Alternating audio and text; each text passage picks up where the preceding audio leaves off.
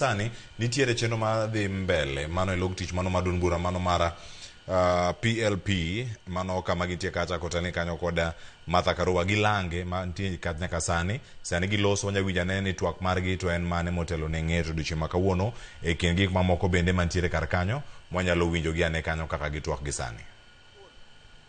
Will no longer just be a communication device. It will slowly become a tax surveillance tool.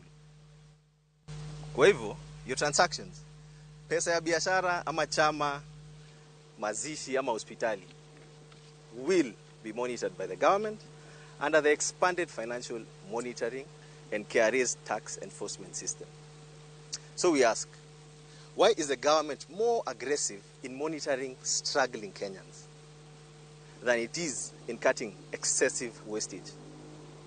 Why is the government easy for it to track mama mboga than to stop inflated procurements?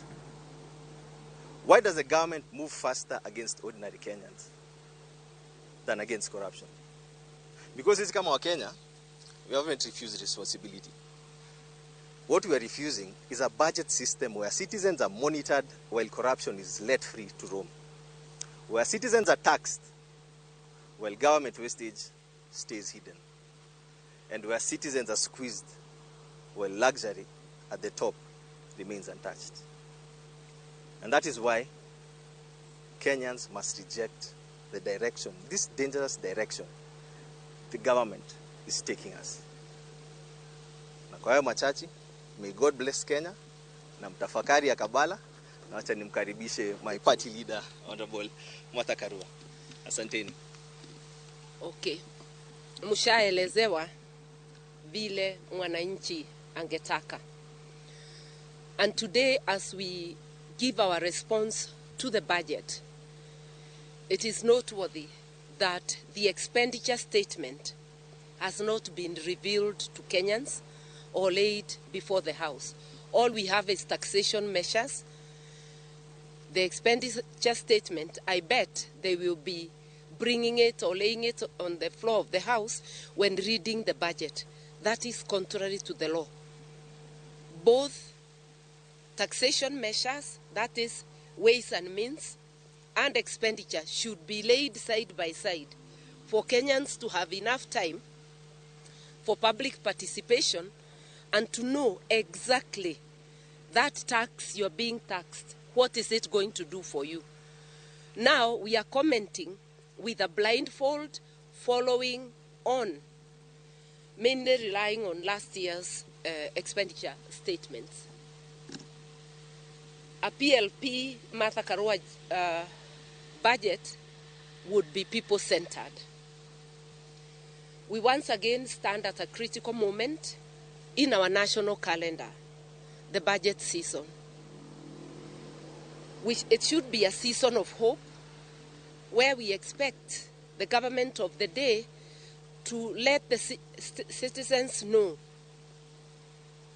how they are going to improve service delivery, what they are going to do to build a more prosperous future for all, and how to tackle the daily problems, some of which have been mentioned here. But this is not the case with the Kenya Kwanza administration, whereas the budget statement should be a declaration of national priorities and a roadmap to shared prosperity. The Kenya Kwanza administration budget season has become a season of anxiety, uncertainty, and hardship. People anticipate pain that is going to be inflicted during this season. Instead of hope, we anticipate new taxes, and we are not wrong. Instead of relief, more pain.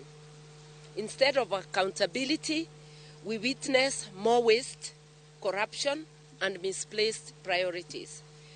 While hard-working citizens struggle with rising costs of food, fuel, and healthcare, housing, and education, government continues to expand its appetite for taxation without demonstrating corresponding improvements in service delivery. Kenyans are paying more, but they are receiving less. The social contract between citizens and government is being steadily eroded.